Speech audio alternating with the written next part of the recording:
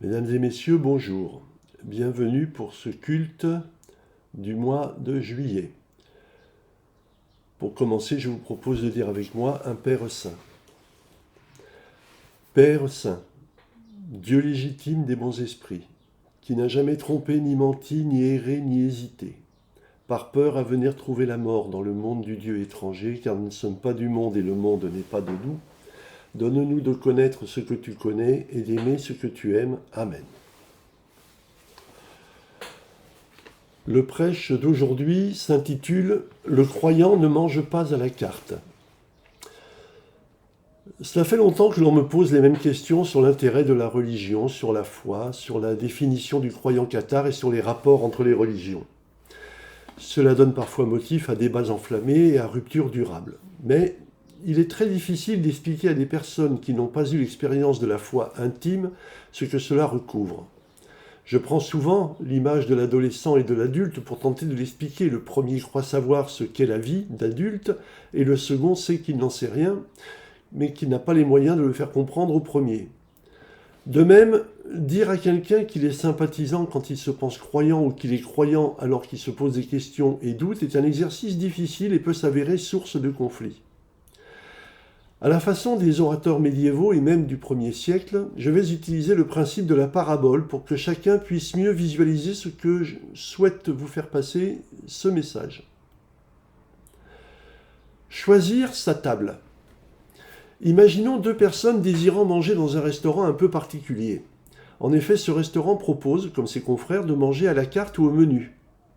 Première particularité, si vous mangez à la carte, ce sera en mélangeant des mets qui figurent sur des menus différents. Et si vous choisissez un menu, vous ne pourrez refuser ou modifier aucun des mets qui y figurent. La seconde particularité est que si vous mangez selon les règles d'un menu, vous occuperez une place dans la salle et à la table du menu choisi, alors que si vous choisissez la carte, vous devrez vous asseoir à une table où ne se trouvent que des personnes comme vous. Et ce, même si votre choix de mets ne diffère d'un des menus que sur un seul plat. L'avantage de la carte, que beaucoup se voient déjà choisir, est que l'on peut manger ce que l'on veut et rejeter ce que l'on ne veut pas. De ce choix peut découler un repas nourrissant et équilibré, ou au contraire un repas mauvais pour votre santé, c'est-à-dire pour le salut de votre intestin. L'inconvénient est que vous ne pourrez pas vous intégrer à ceux qui auront choisi un menu, même si cela correspond à vos aspirations. L'avantage du menu est que vous êtes assuré, si vous le suivez scrupuleusement, qu'il vous apportera une alimentation saine et équilibrée, tout à fait utile à votre santé. En effet, vous serez à table avec des personnes qui partagent toutes vos aspirations et convictions. Vous serez entouré de convives qui, bien qu'installés à d'autres tables, car leur menu diffère plus ou moins du vôtre, pourront partager avec vous sur certains points et débattre éventuellement sur des sujets où vous différez, comme le choix de certains plats, la disposition des couverts, la façon de se tenir à table, etc. Choisir la carte ou le menu. Certes, nous l'avons dit, choisir la carte semble le choix le plus évident. On met dans son assiette uniquement ce qui nous convient ou nous demande le moins d'efforts et on est ainsi assuré que tout le repas se déroulera de façon agréable. Mais le but du repas est de manger correctement, pas de se faire plaisir. Il ne faut pas confondre les activités. Et c'est d'ailleurs le problème principal de notre époque où l'on tente de nous faire croire qu'une activité sans plaisir est mauvaise et que le plaisir est la base de nos nécessités. Il vaut mieux manger bien, quitte à consommer certains mets moins faciles à manger ou d'un goût moins agréable que d'autres, et être certain de la qualité de notre alimentation que de n'ingérer que ce qui fait plaisir et de risquer l'indigestion ou une maladie sur le long terme. Par contre, la carte nous astreint à manger séparés de ceux dont nous pensons être proches, mais qui eux ont choisi un menu. Menu qui nous plaît aussi globalement, mais dont nous voulions rejeter certains plats qui ne nous permettent pas d'affirmer notre droit au plaisir. Cette séparation, maintenant qu'elle apparaît clairement, nous met mal à l'aise, voire nous insupporte, et au lieu de nous interroger sur les motifs de nos choix, nous considérons que la faute en revient aux autres, et nous fustigeons ceux qui mangent ainsi à l'écart de nous et mettent le doigt sur nos différences.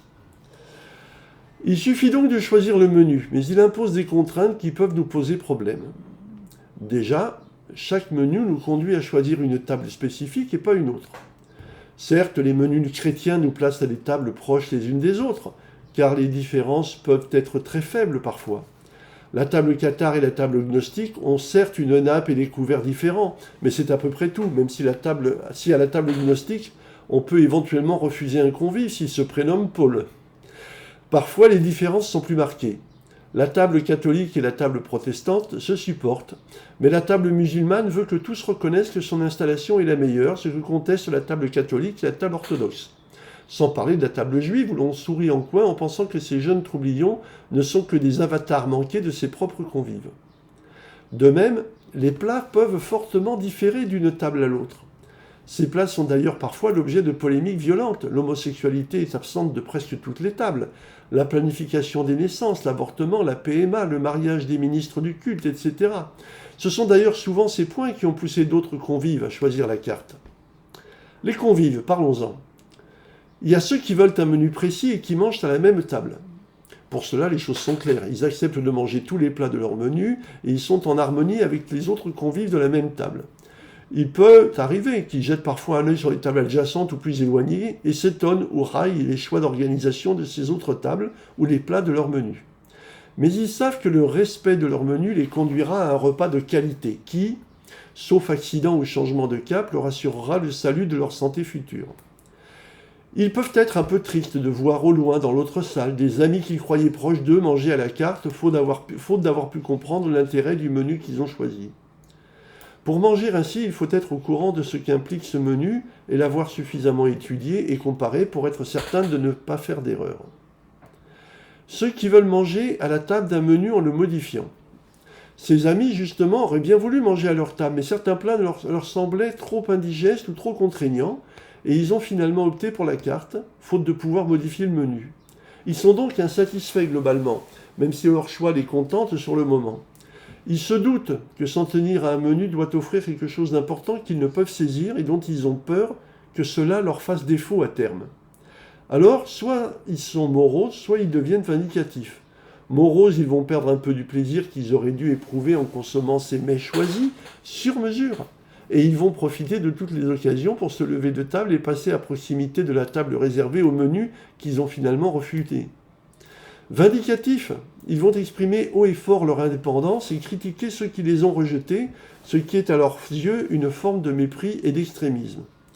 En fait, ces convives sont tiraillés par leurs envies et refusent cependant d'être à l'écart car l'isolement les inquiète. Il y a ceux qui ne veulent pas de menu et qui préfèrent la carte.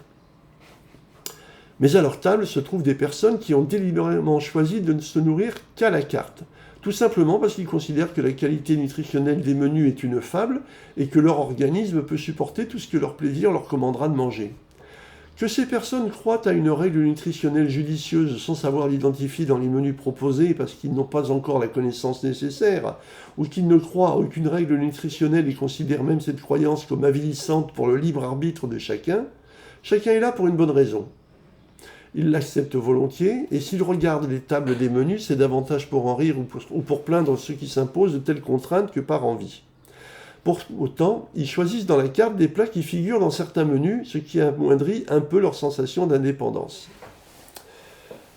Voyons maintenant la qualité du repas. Exprimer un point de vue sur la qualité du repas est un exercice difficile. En effet, ayant fait le choix d'un menu, j'ai logiquement tendance à être convaincu de l'importance de la qualité du repas et de préférer le mien à celui des autres. Essayons néanmoins d'être pragmatiques dans notre réflexion. De deux choses l'une. Soit la qualité des repas n'aura aucune incidence sur l'état futur de notre santé et pour le salut de notre bien-être, soit il est essentiel d'avoir des repas équilibrés et de qualité pour espérer sauver notre peau. Dans le premier cas de figure où l'on s'installe, et quoi que l'on mange, notre santé n'a pas à en souffrir. Du coup, ceux qui mangent à la carte n'ont rien à redouter et les menus non plus en fait. Certes, les cartes vont se moquer de leurs efforts et contraintes finalement inutiles. Mais ce qui compte, c'est d'être en bonne santé. Dans le second cas de figure, ceux qui mangent à la carte vont au-devant de gros ennuis quand ils finiront par s'en rendre compte et par l'admettre. Ils devront suivre un traitement et un régime draconien pour espérer rejoindre l'état de santé des autres s'il est encore temps de le faire. Ceux qui auront choisi un menu, pour autant que le cœur du menu, c'est-à-dire l'équilibre alimentaire, y soit respecté, auront de bien meilleures chances d'être en bonne santé et de se sauver. Cela correspond à la discussion que je peux avoir avec des personnes qui ne comprennent pas mes choix spirituels et qui voudraient les moquer mais craignent mes arguments. Pour ma part, je me contente de leur expliquer que mes choix sont strictement pragmatiques. En effet, ayant choisi la voie que m'indique ma foi et le comportement qui approuve ma morale, je n'ai que deux issues possibles. Soit je me trompe et il n'y a rien après la mort, auquel cas je n'aurais rien perdu puisque j'aurais vécu en accord avec mon point de vue. Soit il y a bien un au-delà après la mort, auquel cas je serais satisfait d'avoir suivi ma voie. Pour mon interlocuteur qui fait le choix de ne pas avoir la foi, il y a aussi deux hypothèses. Soit il n'y a rien après la mort et il n'aura rien perdu non plus, soit si son comportement n'a visé qu'à satisfaire ses pulsions et qu'il y a un au-delà, il court le risque d'en supporter les conséquences. Au final, je me trouve plutôt bien avisé d'agir comme je le fais. Surtout pour ce qui est vécu comme une contrainte pour les autres, alors que ce n'en est pas une pour moi. Pour finir, je dirais que, comme toute parabole, il convient de proposer une courte analyse afin d'expliquer clairement les choses à celles et ceux qui hésiteraient encore sur l'interprétation à donner à ce texte. Quand on est croyant, on accepte la doctrine de la foi sans réserve. Si on veut commencer par arranger le menu à sa guise, on n'est plus croyant, mais au mieux sympathisant. Le croyant ne mange pas à la carte. Certes, beaucoup de personnes qui ont perdu le sens de ce que croyant veut dire se pensent croyantes et laissent leur mondanité et leur sensualité dicter des choix qui, de fait, les remettent hors de la foi à laquelle elles prétendent appartenir. On voit notamment cela dans le catholicisme, où les croyants critiquent le célibat des prêtres, le rejet de la contraception et de l'avortement, la PMA et que sais-je encore. Il est tout à fait légitime d'être choqué par certains choix de l'Église catholique. La seule voie honnête est alors de s'en séparer, au lieu de vouloir imposer ses choix. Concernant le catharisme, c'est la même chose. Nous avons maintenant une idée précise de ce qu'est la doctrine cathare. Soit on la fait sienne et l'on est croyant, soit on voudrait en modifier certains points et on est au mieux que sympathisant.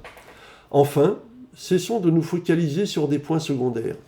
L'habitude du judéo-christianisme est de nous faire croire que tout est doctrine. C'est faux.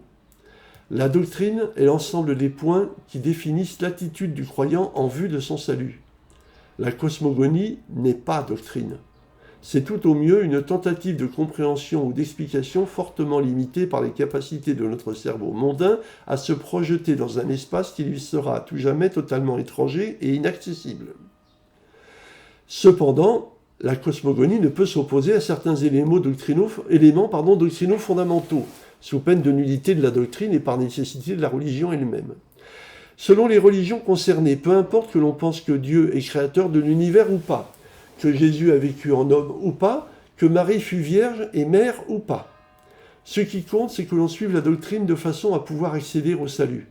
Et si l'on peut se fixer sur une foi, cette doctrine, qui est généralement à peu près la même dans toutes les religions, peut s'appliquer globalement hors de la religion et elle devient alors une morale de vie, ce qui permet à un athée de vivre aussi bien qu'un croyant.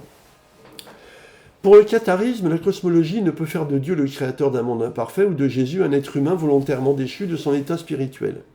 Mais outre le minimum cosmologique cohérent avec la doctrine, ce que le catharisme nous rappelle, comme le faisait la philosophie grecque, c'est que la doctrine seule est insuffisante. Il faut vivre au quotidien en accord avec sa doctrine si l'on veut avancer sur deux jambes et non boiter bas. Fort de cette réflexion, je vous invite à vous interroger sereinement et en toute conscience, puis à vous comporter en accord avec le résultat de votre propre réflexion. Pour terminer, je vais dire seul un pater. Père Tout-Puissant, principe des esprits saints, ta volonté agit sur tout le bien. Ton Saint-Esprit nous guide comme il te plaît pour que ta grâce puisse nous être accordée. Donne-nous chaque jour la nourriture que ta parole et ton amour procurent.